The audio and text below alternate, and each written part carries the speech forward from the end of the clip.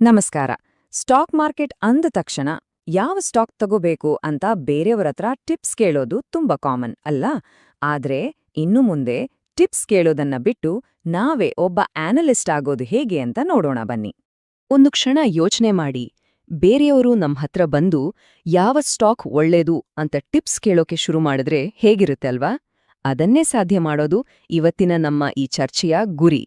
ಸರಿ, ಹಾಗಾದ್ರೆ ನಮ್ಮ ಪಯಣ ಹೀಗಿರಲಿರಲಿ. ಮೊದಲು ಟಿಪ್ಸ್ ಕೇಳೋದು ಯಾಕೆ ಸರಿ ಅಲ್ಲ ಅಂತ ಅರ್ಥ ಮಾಡ್ಕೊಳ್ಳೋಣ. ಆಮೇಲೆ ಒಂದು ಸಿಂಪಲ್ ಮೆಥಡ್ ಕಲಿಯೋಣ. ನಂತರ 2 ರಿಯಲ್ ಕಂಪನಿಗಳನ್ನೇ ಅನಲೈಸ್ ಮಾಡಿ ಕೊನೆಗೆ ಈ ಎಲ್ಲ ಇನ್ಫಾರ್ಮೇಷನ್ ಎಲ್ಲಿ ಸಿಗತ್ತೆ ಅಂತಾನೂ ತಿಳ್ಕೊಳ್ಳೋಣ. ಮೊದಲಿಗೆ, ಸಾಮಾನ್ಯವಾಗಿ ಎಲ್ಲರೂ ಮಾಡೋ ಒಂದು ದೊಡ್ಡ ತಪ್ಪು ಏನ್ ಗೊತ್ತಾ? ಬರೀ ಸ್ಟಾಕ್ ಪ್ರೈಸ್ ಮೇಲೆ ಕಣ್ಣಿಡೋದು. ದಿನಾ ಸ್ಕ್ರೀನ್ ನೋಡ್ತಾ ಅದು ಗ್ರೀನ್ ಆಯ್ತಾ ರೆಡ್ ಆಯ್ತಾ ಅಂತ ಟೆನ್ಷನ್ ಮಾಡ್ಕೊಳ್ಳೋದು. ಇದ್ರಿಂದಾನೇ ಅಲ್ವಾ ನಾವೆಲ್ಲ ಬೇರೆಯವ್ರ ಟಿಪ್ಸ್ ಮೇಲೆ ಡಿಪೆಂಡ್ ಆಗೋದು.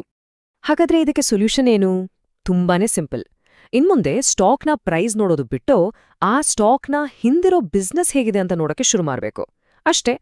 ನೋಡಿ, ಇಲ್ಲಿ 2 ದಾರಿಗಳಿವೆ.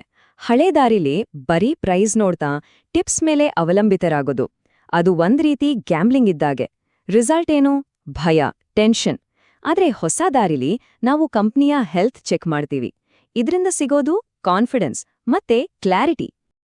ಈ ಹೊಸ ವಿಧಾನಕ್ಕೆ ಫಂಡಮೆಂಟಲ್ ಅನಾಲಿಸಿಸ್ ಅಂತ ಒಂದು ದೊಡ್ಡ ಹೆಸರಿದೆ. ಹೆಸರು ಕೇಳಿ ಹೆದ್ರಬೇಡಿ. ಇದರ ಅರ್ಥ ತುಂಬಾನೇ ಸರಳ.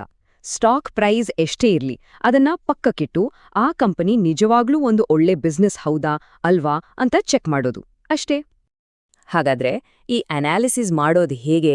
ಅದಕ್ಕೊಂದು ತುಂಬಾನೇ ಸುಲಭವಾದ 3 ಪಾಯಿಂಟ್ ಇರೋ ಒಂದು ಫ್ರೇಮ್ವರ್ಕ್ ಇದೆ. ಇದನ್ನ ಯಾರು ಬೇಕಾದ್ರೂ ಬಳಸಿ ಒಂದು ಕಂಪನಿಯ ಫೈನಾನ್ಷಿಯಲ್ ಹೆಲ್ತ್ ಹೇಗಿದೆ ಅಂತ ಕಂಡುಹಿಡಿಬೋದು. ಯಾವಾಗ್ಲೂ ಈ 3 ಸಿಂಪಲ್ ಪ್ರಶ್ನೆಗಳನ್ನ ಕೇಳಬೇಕು. ನಂಬರ್ 1, ಕಂಪನಿ ಲಾಭ ಮಾಡ್ತಿದ್ಯಾ? ನಂಬರ್ 2, ಕಂಪನಿಯ ಆಸ್ತಿ ಅದರ ಸಾಲಕ್ಕಿಂತ ಹೆಚ್ಚಾಗಿದ್ಯಾ? ಮತ್ತು ನಂಬರ್ 3, ಕಂಪನಿಯ ಬ್ಯಾಂಕ್ ಅಕೌಂಟ್ನಲ್ಲಿ ನಿಜವಾಗ್ಲೂ ಕ್ಯಾಶ್ ಇದ್ಯಾ? ಸರಿ, ಬನ್ನಿ ಈ 3 ಪ್ರಶ್ನೆಗಳನ್ನ ಒಂದು ರಿಯಲ್ ಕಂಪನಿಗೆ ಹಾಕಿ ನೋಡೋಣ.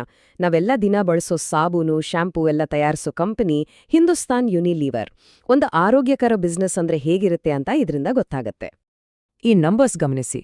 2012ರಿಂದ 2021ರವರೆಗೆ ಕಂಪನಿಯ ರೆವೆನ್ಯೂ ಅಂದ್ರೆ ಆದಾಯ, ಆಮೇಲೆ ನೆಟ್ ಇನ್ಕಮ್ ಅಂದ್ರೆ ಲಾಭ, ಮತ್ತೆ ಆಸೆಟ್ ಎಲ್ಲಾನೂ ನೋಡಿ ಸತತವಾಗಿ ಏರ್ತಾನೆ ಇದೆ. ಇದು ಒಂದು ಸ್ಟೇಬಲ್ ಗ್ರೋತ್ ಅನ್ನೋದು ಸ್ಪಷ್ಟವಾಗಿ ಕಾಣಿಸುತ್ತೆ. ಅಷ್ಟೇ ಅಲ್ಲ, ಅವರ ಹತ್ರ ಸುಮಾರು 7,600 ಕೋಟಿ ರೂಪಾಯಿ ಕ್ಯಾಶ್ ಫ್ಲೋ ಇದೆ. ಅಂದ್ರೆ ಕಂಪನಿ ಫೈನಾನ್ಷಿಯಲಿ ತುಂಬಾ ಸ್ಟ್ರಾಂಗ್ ಆಗಿದೆ. ಹಾಗಾದ್ರೆ ನಮ್ಮ ವರ್ಡಿಕ್ಟ್ ಏನು? ನಮ್ಮ ಮೊದಲನೇ ಪ್ರಶ್ನೆ, ಇನ್ಕಮ್ ಚೆಕ್, ಪಾಸ್. ಸತತವಾಗಿ ಲಾಭ ಮಾಡ್ತಿದೆ.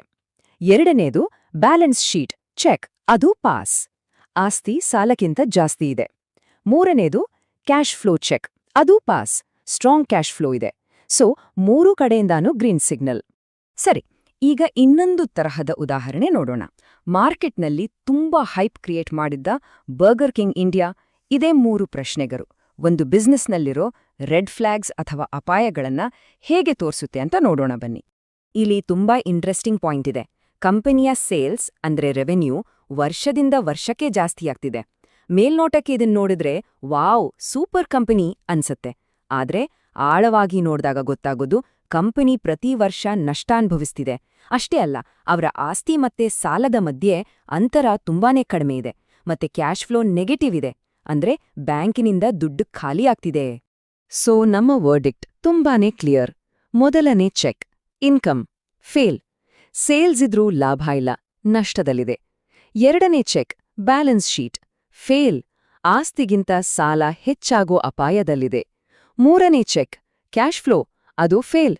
ಕಂಪನಿ ದುಡ್ಡನ್ನ ಗಳಿಸೋ ಬದಲು ಸುಡ್ತಿದೆ. ಇವೆಲ್ಲ ಸ್ಪಷ್ಟವಾದ red flags. Final score card ನೋಡಿ.